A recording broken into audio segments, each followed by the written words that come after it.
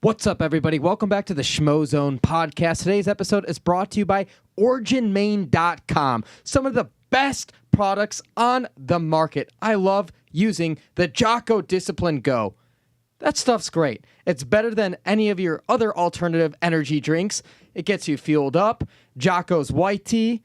He's got his D3. Take that vitamin supplement every single morning, keeping us healthy. They got the Cold War. There's zinc in there. All the different supplements are amazing. Give it a try yourself. High quality. And guess what? Made in the US of A. So you know what you're going to get. Go to OriginMain.com. Use the promo code SCHMO. Get 15% off.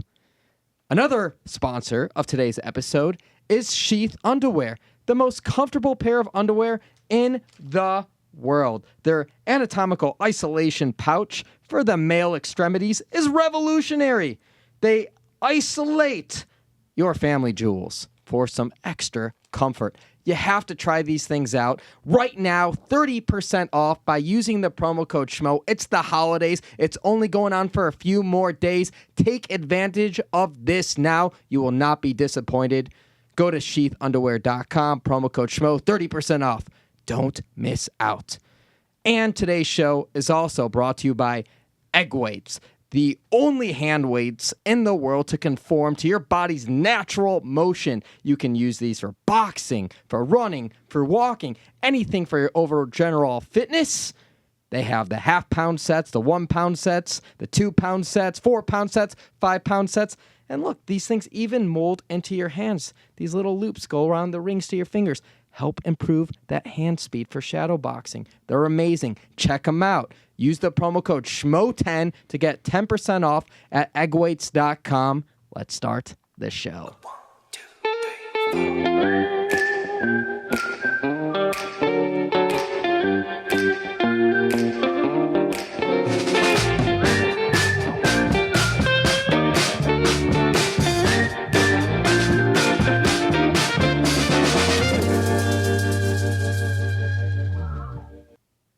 Hello, everybody. Welcome back to the Schmozone podcast. This is episode number 47. I'm Dave Schmulenson, a.k.a. The Schmo. My co-host is Helen Yee Sports. Welcome back to another episode. I know it is Christmas week. Closing off the year. Yeah, except rather than repping a Christmas sweater, gotta rep one of the sponsors, like you mentioned, Origin Labs. You've been taking the Jocko Fuel, the discipline. We'll sip on this right now. You've been taking this. I love it. The Citrus Psycho. Before That's training, what I'm feeling like. Before you're hitting the pool. It works for you, right? Yeah, before all the strength training that we've been doing, a lot of strength training, like Metcon style. And then, yeah, swimming right after. This definitely gets my energy going and keeps it up. And for those of you who haven't been following along, Helen's looking jacked these days. She's getting back in shape, and she's taking this training really seriously. And you'll all be surprised when she makes those Olympic trials a few years from now. Yeah, well, I purposely have not been posting much about it or on Instagram, Twitter, like here and there, kind of give a little update on my swimming. But as far as a lot of the strength training besides my IG story, I kind of just take a photo of, a few gym equipment. But I just, I want to make sure when I do post something, it's, they see the results, Under promise, over deliver. Yes. That's always how we got to roll, right? That's right. Let the action speak louder than those words. Yeah, even like this podcast, started this year. And I only talk about some of this stuff in 2020 because the year, obviously, it's ending. One of the few episodes left, and just how much we've accomplished this year. A lot we've accomplished this year, and a lot to look forward to in 2021. Let's get right into it. Today's guest is Marc Goddard. We have a backstory to bring in one of the best referees in the business.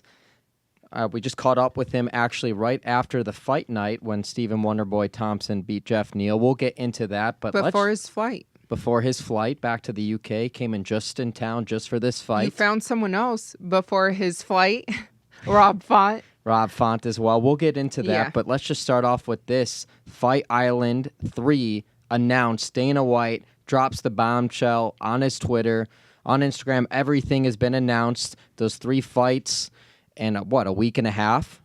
Amazing lineups. Starting with Calvin Kattar, Max Holloway. Then on the 20th, it'll be Hamzat against Leon Edwards. And then the 23rd, of course, Conor McGregor, Dustin Poirier. Their rematch at 155. I mean, it's all incredible. I can't wait. It's amazing. I'm excited. That's kind of like an early Christmas present, right? That we're all getting. Indeed. Now, just for you listening and watching, we don't have all the final details now.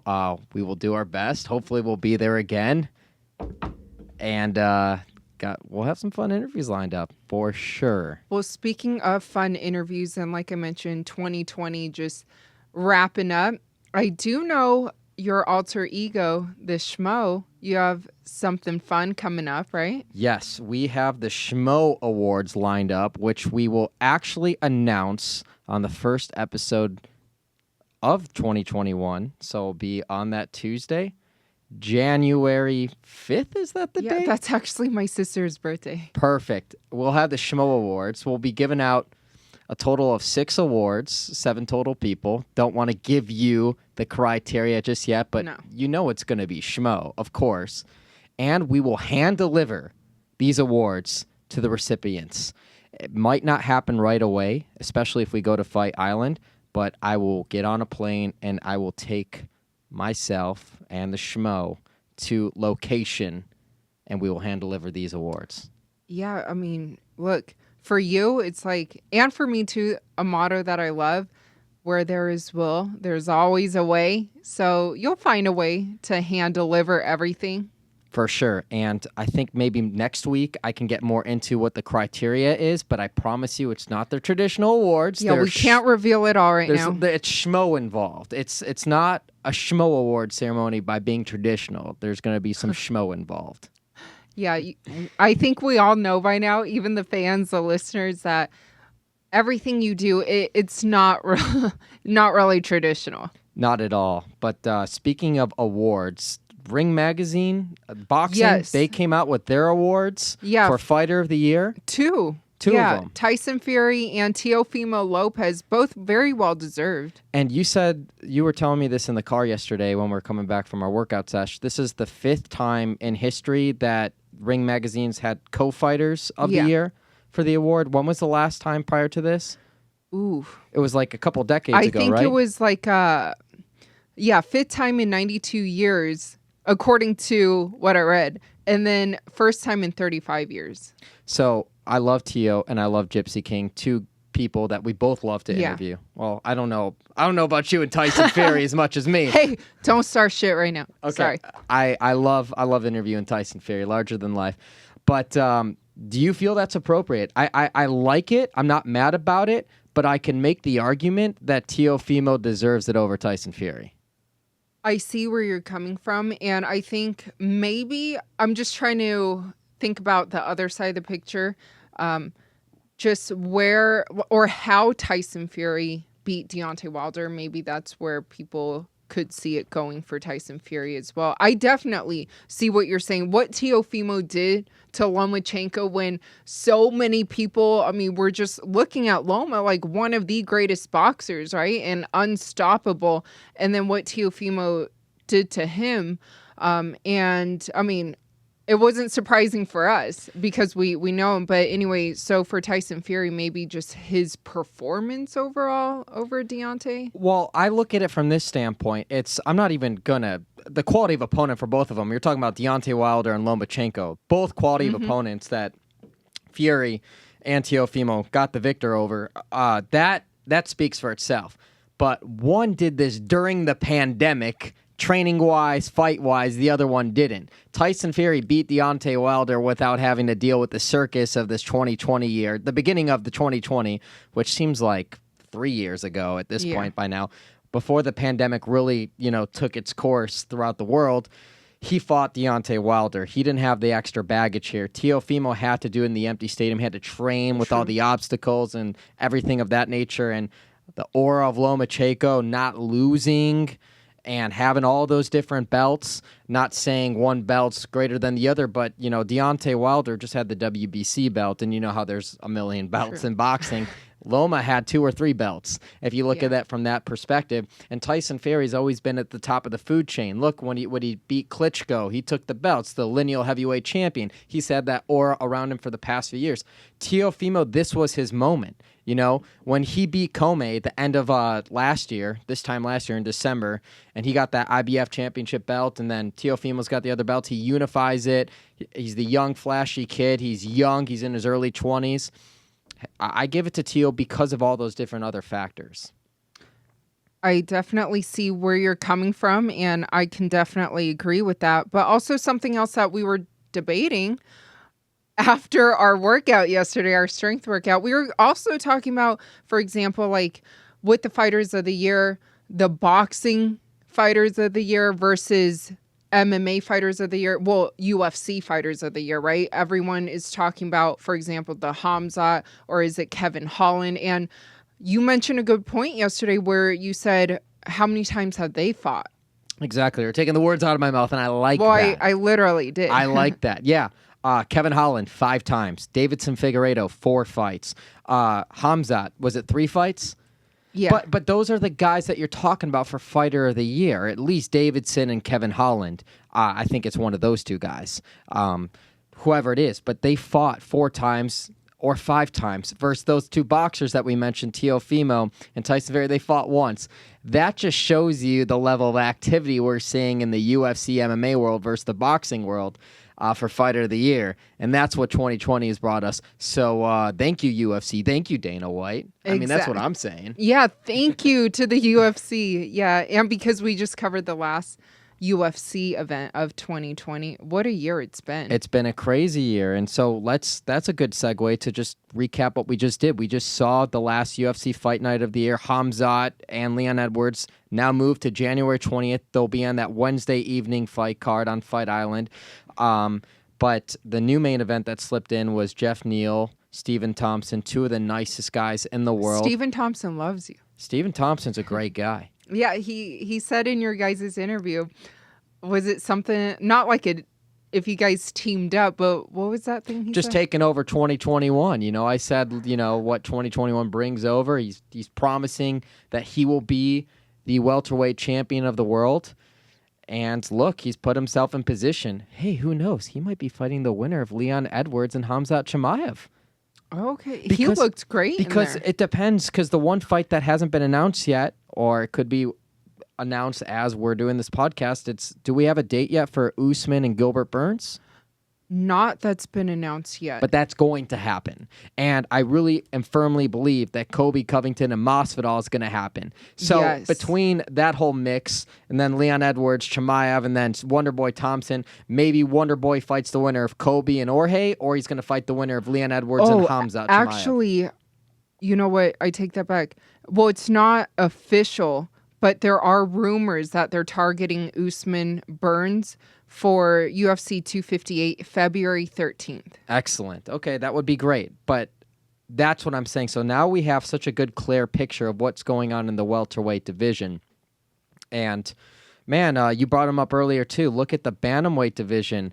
What's going on here? There's so many moving pieces. Rob Font. Top 5 now. He's number 5. Congrats. And he was at 11 before, but it's so amazing that what activity can do for you in 2020. And sometimes like taking those risks. Because didn't he say, we spoke to his coach Tyson, who has been on this podcast before, but like, and I think even Rob may have said in his post-fight interview, just people were telling him, don't take that fight against Marlon Moraes, coming back from that injury, but sometimes taking that risk.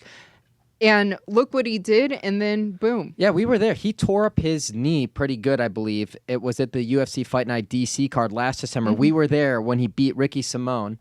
And then he had to be inactive, but he was training, he was rehabbing, he was working hard, and the New England cartel, and you mentioned we've had Calvin Cater and coach/manager Tyson Chartier on this podcast, forced to be reckoned with. And Jake, their striking coach. I know, gotta give, absolutely. Man, their striking over there looks crisp.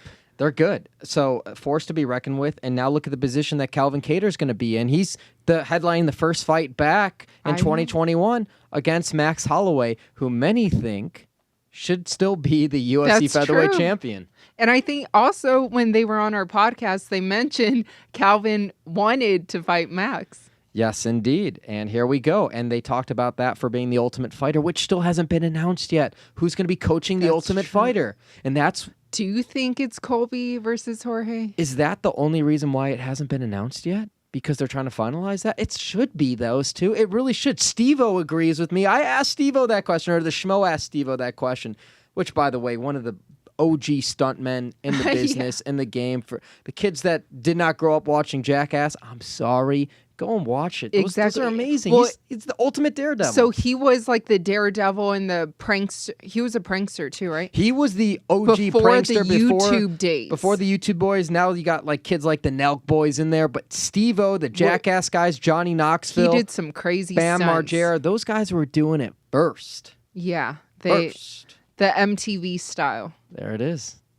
So this weekend, great fights. Marc Goddard refereed those fights. We caught up with him and Rob Font after those fights the next day. I wanted to save it for this podcast. So it's a Schmo The Pro interview so I was in character with Marc Goddard, who's, by the way, a fantastic guest. Great podcast guest. He would be in studio now for this show, but he had to catch a flight for the UK. So I thought it'd be worthwhile to switch things up, to be the Schmo on the podcast, reveal a Schmo The Pro interview, and what we can do is we can play it, and then we could dissect it.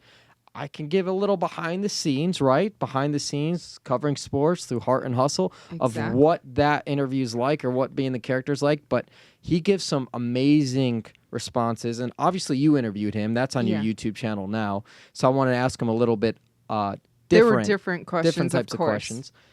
And he's a great interview. It's a good segment. It's a good 12-minute chunk. I think it's well worth it. Yes. Why not play it? Travis, let's play the Marc Goddard interview.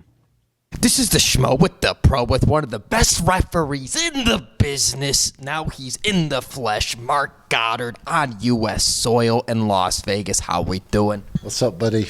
I'm good.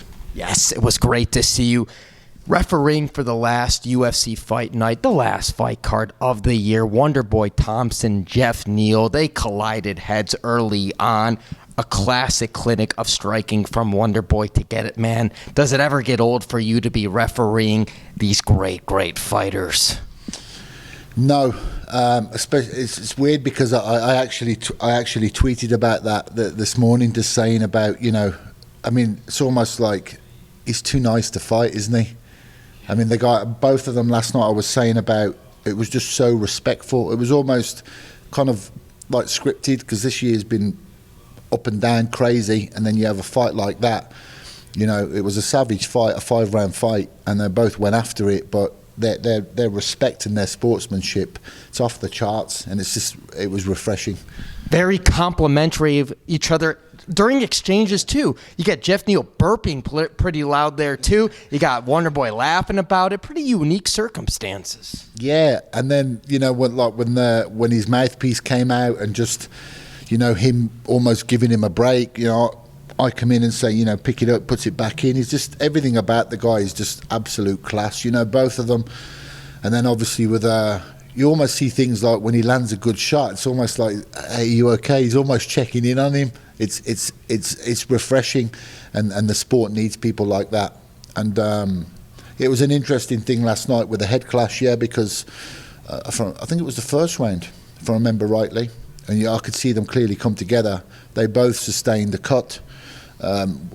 Obviously, Jeff's was in a worse place. It was a bigger cut, more significant. Stevens was in the middle of the forehead. Thankfully, I seen it come together, and I'll just have to do my thing, just stop, give him a bit of time out, because obviously it's an accidental foul. And then I had one eye on the fact that I hoped that the fight could have went the distance, and it did, because obviously we could have been presented with a technical decision, a situation, or a no contest situation. I just wanted to make sure that we would at least get to 3 finished rounds. So if it did get to a situation where the cut was making it worse, we could have at least went to the scorecards and got a winner on the night. But thankfully, it went the distance, and what a fight. It all worked out, and now you're going back to the UK. We got Fight Island coming up in a few weeks, but let's talk about this year, a unique year. What was the biggest difference from refereeing these big fights without fans that you noticed? Because I know you do Contender Series. The situation's a little different, but the biggest differences from doing fans and no fans in these big fights. Yeah, I mean, obviously, I was used to. It's an experience I've had before from Ultimate Fighter and TV. Like in the UK, there's been a couple of TV studio shows, Contender Series, things like that. But obviously, nothing with. Like I said before, this year was unprecedented, unscripted, and it's doing it without fans. It's more concentrated, if you know what I mean, because you're in the arena, you can hear everything, and I mean everything, and every slap of the gloves, every shot that lands, you can hear it. You can hear the fighters burp. Even you can hear the fighters breathing. It's just, and then obviously because it's eerily quiet, it just puts you in. I mean, I don't mind either way. Obviously, I love the fans. The fans, they bring a different energy, and it's incredible. But I'm very comfortable with having no fans. I like that. I like that intensity, and I like that concentration. It's pretty cool and unique. How about the energy from the fighters, especially leading up to fight week? It's different circumstances. They have to quarantine. They're in close quarters. And then when they get inside the cage, do you notice like a level of aggression that adds to the intensity of the moment because of the situation that we're in during this pandemic time? I don't know. But I mean, obviously, yeah. It's a very important, it's a well-made point because there's no two ways about it. That especially if you've got a hometown fighter, to say that the fighters can feed off the crowd, that's a real thing. If you're in, Brazil or the UK or anywhere, and you've got, and when a local or a national from that country is getting the upper hand and the crowd surging, it's electric, and to say that the fighters will feed off that, it's a huge understatement. I mean, it'd be a good question to ask. You're asking me as an official what it's like, but obviously first and foremost putting the fighters out there. Those guys. I think for most of the guys I've spoken to, they don't care. They just want to fight. Obviously, the fact that the UFC and MMA have kept them busy this year, that's the main thing. But I think collectively, everybody can't wait for the fans to come back. I sure as hell do miss them. This year's been great in terms of the experience it's provided, and obviously the fact that the UFC have kept this sport running at the highest level all the way through the year. That's unprecedented, and you've got to give the respect and thanks to the bosses that made that happen. But I can't wait for the crowds to be back for sure. So we have a little bit of break here. It's the holidays. You're going home to your family. What are you going to do with a couple of weeks off? How are you going to celebrate? How are you going to recharge? Because you got a big fight coming up when the year returns. You got a Conor McGregor fight in January. Yeah, there's a big pay-per-view in January. And obviously the events at Fight Island. And yeah, I'm just looking forward to going home, just relaxing, with the family and the kids. All the usual Christmas things, watching the kids open presents, drink too much, eat too much, and just chill out and relax. Is there ever going to be another Michael Bisping from the UK? I'm talking about personality, larger than life, and obviously the skills to back it up inside the cage.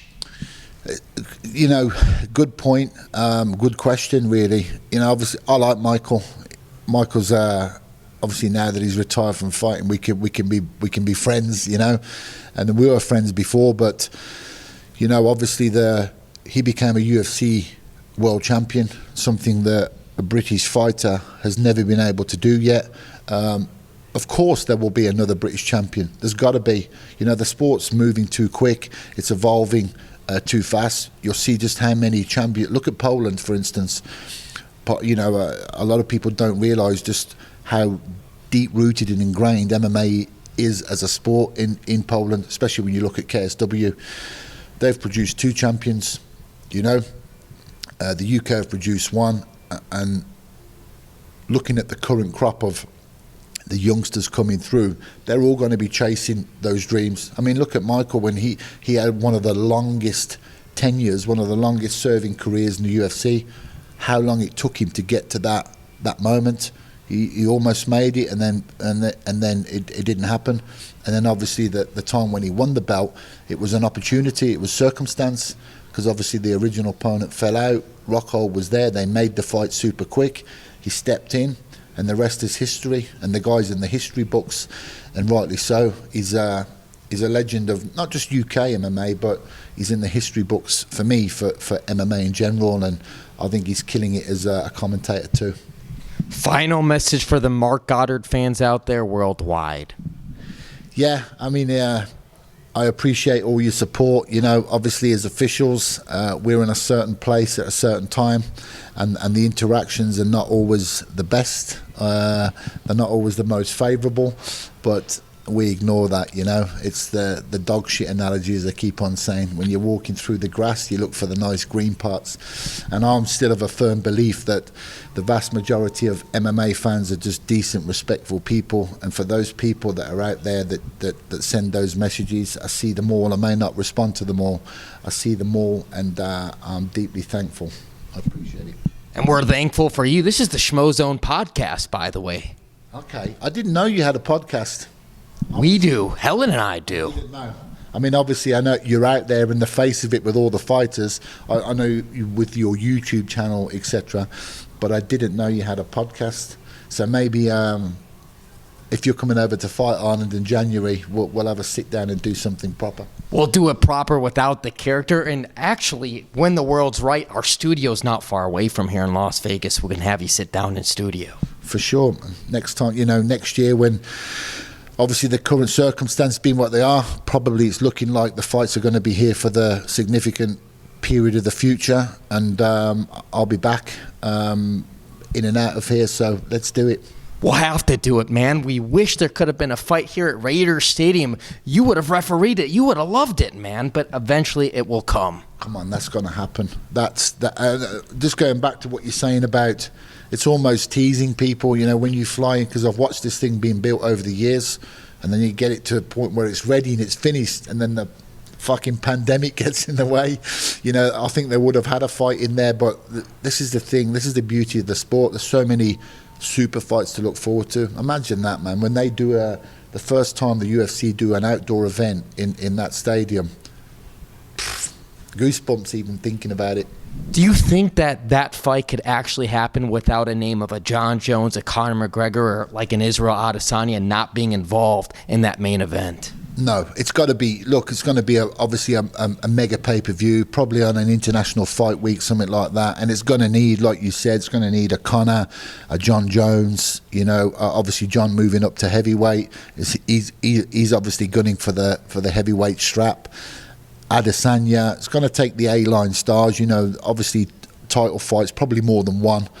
But if they can headline that with a super fight, that's what everybody wants to see. And listen, even if I don't ref the fight, I just want to be there just to see it back in a stadium. Because I remember last year with I refereed the Whittaker and Adesanya with the UFC's attendance crowd in Melbourne, and that was a memory to behold as well. So to think about that coming back, let's do it. We were there, the Marvel Stadium. That set records. And maybe, actually, I didn't say this, GSP super fight Khabib, that could do it too. I think, you know, as a fan of the sport, I think that's the fight to make, you know. Obviously, John Jones going after the heavyweight, he's going to make his own run at the heavyweight championship, and he's always a big pay-per-view draw. Obviously, the whole thing about Adesanya moving up and potentially him moving back down to make that fight, there's options, man, and it's a good thing to have options. But yeah, I mean, if GSP fought Khabib, fucking hell, man, I think the MMA world would implode, and rightly so. Indeed, he's Marc Goddard, the pro, one of the best in the business. I'm the Schmo. We're out. One of the most underrated aspects of doing those interviews with Mark, great guy, by the way, is the arm workout, the shoulder workout, because you have your arm extended the whole time. I know you felt it because you I interviewed know him how there you too. feel. Yeah, and my interview was about 14 minutes. So you're right. He's a great guest, though, like you said. We definitely have to have him here in studio, but I'm so glad we made that work. So just the backstory behind that, we found out, late that night after the Yeah. fights that, hey, our one opportunity to grab them is in the morning, either before they get to the airport or at the airport. So we wake up early, put on that Schmo trench coat. We go to the airport. We park at the airport, interview Rob Font at the airport. Then we head straight to the hotel where he's staying, undisclosed location. Exactly. Don't give him everything. And we do the interview. And we show it through our actions. And we made it work. And one hell of an interview, Marc Goddard. I know. Like you said, whether it's in Fight Island, which hopefully we'll see him there again, or here in studio, we definitely have to do like a quote official podcast with him. I felt myself during that interview and just rewatching it too, like getting out of character a little bit as it drags along, because there's so many great questions that I could just pick at him too, and there's such a good comfort level because he's such a great guy. He's such a passionate Yes. fan of the sport. Very knowledgeable. Very obviously. knowledgeable, trustworthy, and I could go into it for a long periods of time talking with him.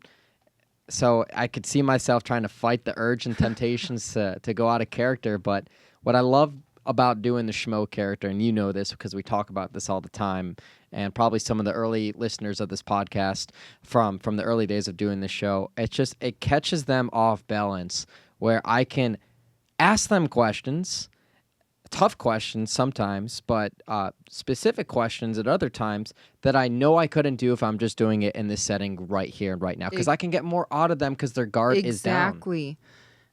But before I ask you a question about the Schmo character, I also want to say a little disclaimer, though, because I know when you do that and you have so many amazing fans, but it's like how you do it, because I notice that maybe other people try to be that way too, but it just doesn't work. You know what I'm saying? It's like at the end of the day, just stay authentic, be yourself. Like a lot of people I noticed tried to mimic you or copy the Schmo, and it's like, come on, just be you. But it's flattering though too. But the thing is, to develop your own style and to create an identity, you have to take inspiration from other people before you. And I'm not shy about it. I tell people all the time, Craig Sager meets Rodney Dangerfield, sports first, comedy second. Growing up in the Chicagoland area, big influence from Harry Carey, the legendary broadcaster for my beloved Chicago White Sox, and then later my rival Chicago Cubs, or vice versa, one of the two. I know he spent time with both. And I take influence of that, and people that were just going out there, doing their own specific style, their own unique approach. They're big fans of the game, of entertainment, of their craft, and then they just find their own voice, and they don't give a shit about what other people think about them. And I kind of come at it the same way, and especially in sports, in this industry, when everything is so bland and so vanilla, and that's why, a lot of these big media companies are in the position that they're in right now because they don't adapt and they are dying. Especially during this pandemic, it definitely has not made it easier for a lot of networks. Totally. And if you learn anything in 2020, it's that you can be a creator. You can pick up your own stuff and figure things out. I shout out this guy all the time, completely unrelated to sports. There's this guy on YouTube, been messaging with him on Instagram, a few years younger than us, Airrack. This kid had like 0 followers on YouTube, and he's going to hit 1 million before 2020. And here's the crazy thing. He doesn't buy the followers. They're real. You know what I'm saying? Well, he puts the work in. Exactly. But my point is like staying true to you, because you've told me about that Airrack guy. And what I love about you behind the scenes too is how hard you work and continue to study, guys that inspire you and to better your craft, which is why, in my opinion, I think you definitely are the best at what you do. But it's like, even, whether it's your following the Airrack guy, it's like, be true to you And don't buy follower, like they're real followers that you guys have. At its core, and there's zero substitutions to this, it takes hard work. Yeah. Hard work and passion. If you have hard work and you have passion, you will find a way to figure it out. And so many people are looking for shortcuts Yes. and are looking for handouts. Oh, it's too hard, it's too difficult. Or, oh, I'll pretend I'm this. But that circles back to these media conglomerates, and I want to get to that. It's where I think the sports industry as a whole, media, a lot of industries, but I'll speak for sports media, they've gone astray. It's, it's not what you know, it's who you know. It's giving jobs to, oh, that's my nephew, that's my neighbor, that's my friend, oh, he's my son, get him in. And then you get these people in high-profile jobs that haven't put in the work, that don't deserve it. They're not the most qualified people for those positions, and they lack authenticity, they lack the skill set, they lack the work ethic, and the audience sees that. Yeah. And, sorry to cut you off, or it's like the ones who are in it, but for the wrong reasons, right? Yeah, chasing things, oh, I want to see my face on a billboard. I want to see my face. I want to hear my voice. Yeah, and there's a lot of that too, ego-driven, when we talk about that as well. But where I think we've had this huge disconnect, especially in this industry, it's not rewarding the people that are most qualified to be there. Like, at the end of the day, and I say this to you all the time, it's about opportunity. I just always wanted opportunity to show what I'm worth, to show my value, that I can bring the numbers, I can generate an audience, and no one wanted to give me the chance and you the chance.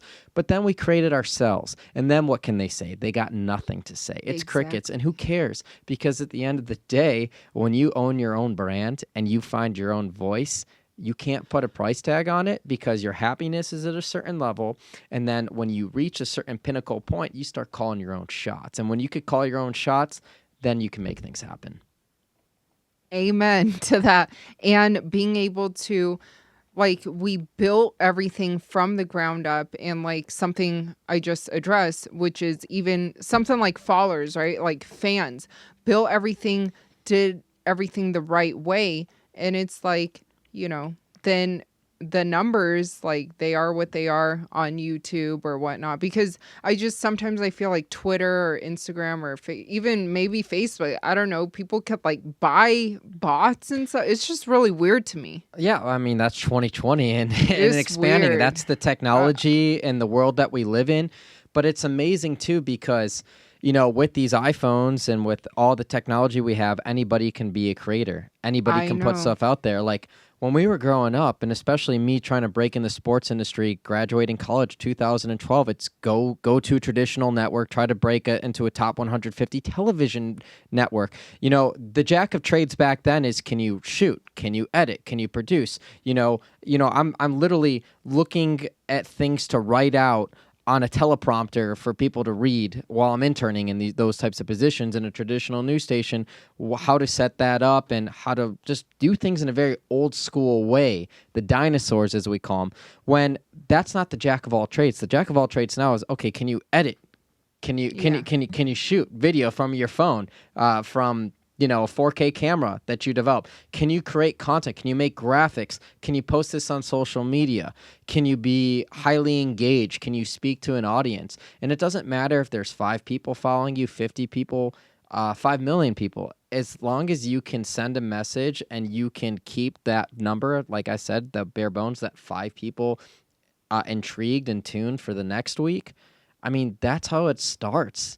It's funny too, because it's like, look, it doesn't matter if it is 5 people following you or 100,000 people following you.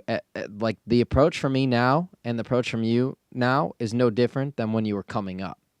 Exactly. And just, staying true to you. And I can also relate when you said, you just want that opportunity. Yeah. And what were you saying? No, I mean, no, that's totally it. You just want the opportunity. And that's why, like, for example, here in this pandemic, 2020, we've already established ourselves as, credible journalists here in MMA and boxing, combat sports, and other sports. But UFC, the first sport to come back, UFC putting on events every single week, us already establishing that we cover this and building those relationships, it gave us the opportunity to continue to grow and grind and in we're very 2020 and grateful. beyond. Yeah, absolutely. And not only on that sense, but I was going to say even, like with the swimming, it's just, I just need an opportunity. But it's okay because, more fuel to the fire. So I'm just feeling extremely motivated, extremely focused. And I have for a few weeks. And I think that's why, just keeping everything under wraps. But I'm definitely like on one. She's on one. Transitioning though too, Yeah. some more news that is potentially going to happen. Who knows if it will happen? But last week's guest was BJ Flores, professional boxer. Didn't you get some not flack, but like some people were wondering about the guest choice? The guest choice is that. I mean, you read the comments more than me. Is I that know. what people are saying? People are saying, why this guy? Why give it credit? I mean, like, Yeah, look, but BJ was a boxer. BJ fought for world titles. Yeah. BJ was, and he's an analyst of this sport. I mean, these networks the that we're Olympics. trashing here, the ones that get the television rights to put the events on their stations, they hire this guy to be the analyst for them. He's legit, and he coached this kid. He's the one who made the conscious choice, and who else is going out and grabbing him in person to talk to him about this? We did develop that relationship, but the interesting notes I threw at him about it were like, why are you calling out these people? Why are you calling out the MMA fighters? Is he ready for this? Are you serious about Conor McGregor? Has he gone too far? And now, reports today announced that Ben Askren in March, in full disclosure, Not sure if they're real reports. yeah, though. who knows if they're real reports? I know they wanted Dylan Dennis, probably something like in March. Wait, so yeah, what is that? Are you allowed to talk about that? Like, was there something that really happened behind the scenes between him and Dylan Dennis about to fight or something? I know they want to fight. Inevitably, I think they will fight. I haven't seen contracts. I haven't seen anything at all. I just think it's been all talk. But my big thing that I pointed out last week that I think is overlooked is I think Jake is trying to one-up his brother because he's on top of the world. True. He knocks out Nate Robinson. Everyone's talking about him for 3-4 days, right? He's Wait, on Mike Tyson's yeah. undercard. When I say everyone, these YouTubers in their YouTuber world, maybe not in our UFC space, are talking about him. And then his brother gets to fight the greatest defensive fighter, maybe the greatest fighter crazy of all time. how that happened. Because I remember like Fighter as in boxer, by the way. Well, The greatest boxer of all time. yeah. Thanks for clarifying that. But for example, like when I broke the news of Mayweather McGregor throughout, like it was, so Floyd Sr. told me that May of 2016.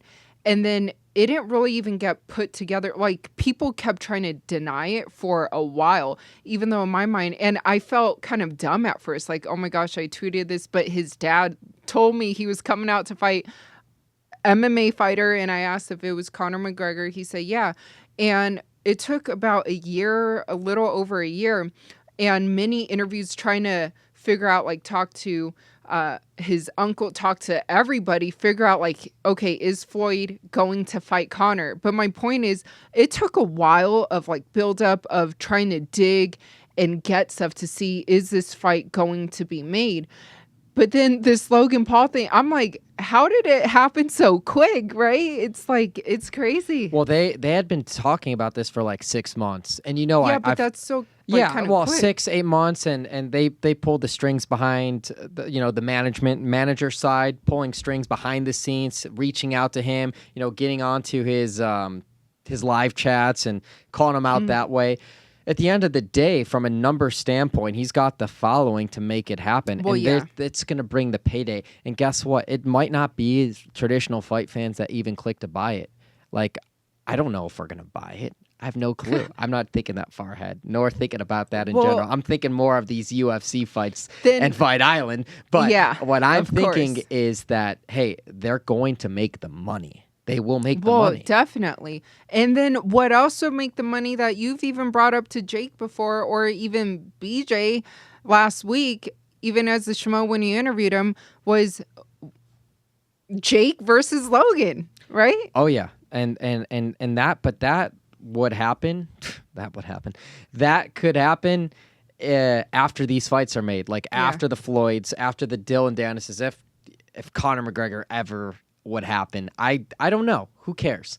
Yeah. But they got everybody talking about them, and that was their objective. Even us. And even us, and we just threw another segment Something to it. else I need to talk about, just because, like I mentioned, not only is this weekend Christmas, but the 26th, so the Fighters Only Awards, it's going to be announced this weekend.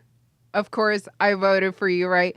I also voted for, all the other categories, but just want to give congrats to you, David, the Schmo. I'm very proud of you. You literally, not trying to take Kevin Holland's IG handle, but you trailblazed your way to what you've built, what you've created. And, like I've seen firsthand behind the scenes, you're constantly striving on how to get better, how to improve, even though, a lot of people see you as already up here and you've achieved a lot. So regardless of the award show, I just want to congrats again on your nomination for Personality of the Year and being, in that category with other greats and like someone you look up to, Joe Rogan. Yeah, I'm just flattered that they even nominated me in that pool, just to be alongside with John Anik, Big Yes. John McCarthy, Chael Sonnen, Joe Rogan, Amazing. Schmo Rogan. Interviewed everyone there except for one, Joe Rogan.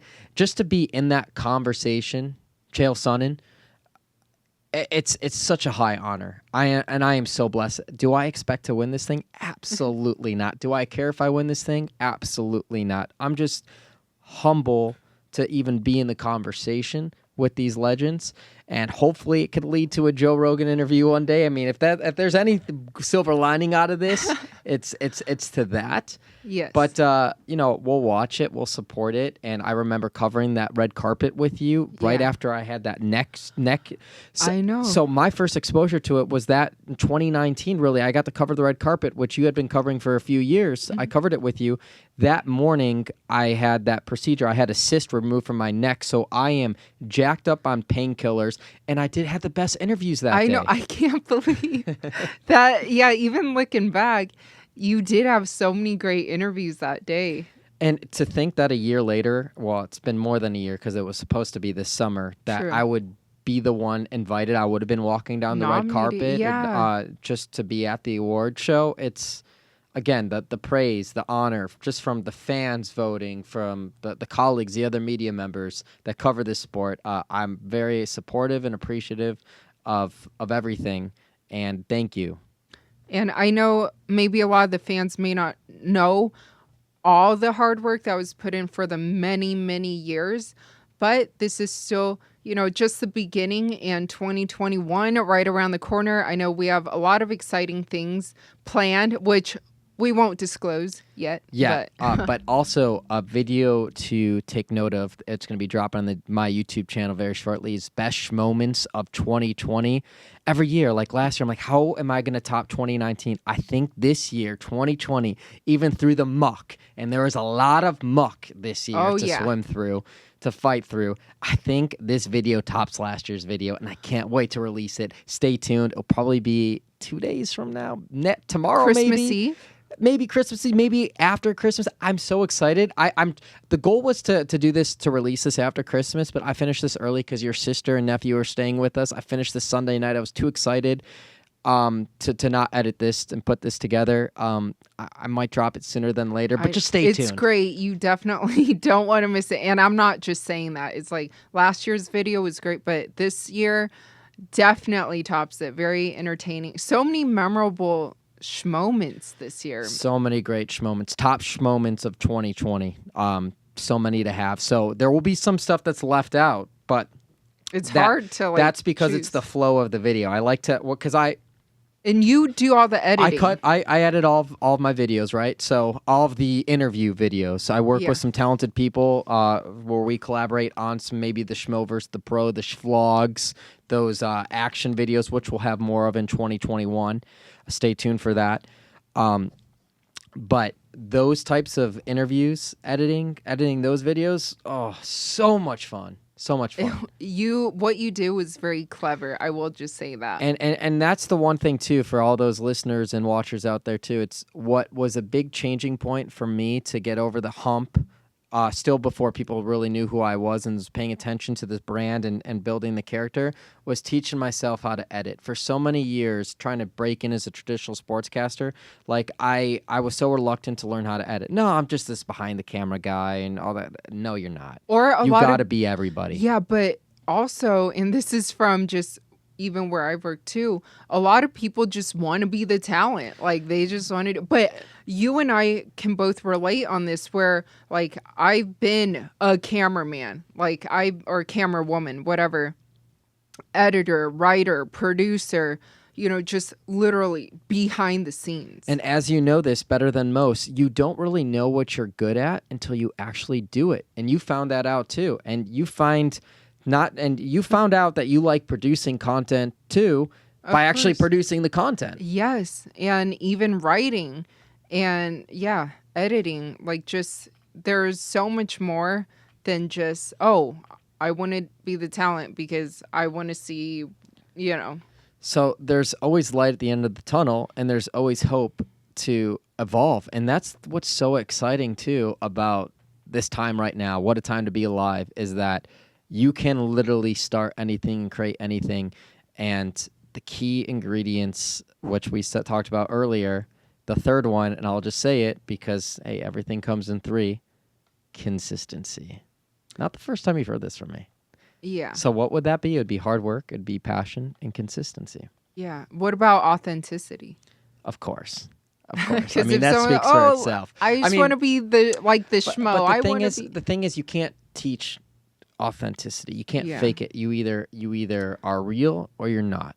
And people will see right through it. And there's certain things in life that speak for itself, and that is one of them. Full transparency. I agree.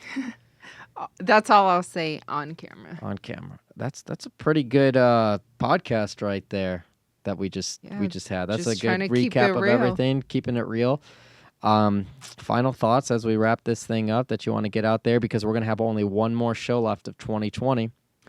I know, just like what I've said before or last week too, just thank you for all the continued support, for all the listeners, the viewers, the fans, even those who have purchased Schmozone t-shirts, which we still have for sale, as well as Schmozone masks, because masks in 2021, I mean, it might be mandatory. Oh, and by the way, everyone giving me crap because I brought the Schmo masks to the interviews at the Apex. Look, the UFC asks the Schmo and Helen to wear protection to do these interviews with these fighters. We follow the rules. At weigh-ins, we follow the rules. We wear it. So have some sort of face shield, which are for sale, and the Schmozone t-shirts, the Schmo masks at theschmozone.com. Still have some merch left. Yeah, makes a great Christmas gift. We'll still personalize some of those cards, too, when you purchase it. You tag us. We'll repost it on our social media.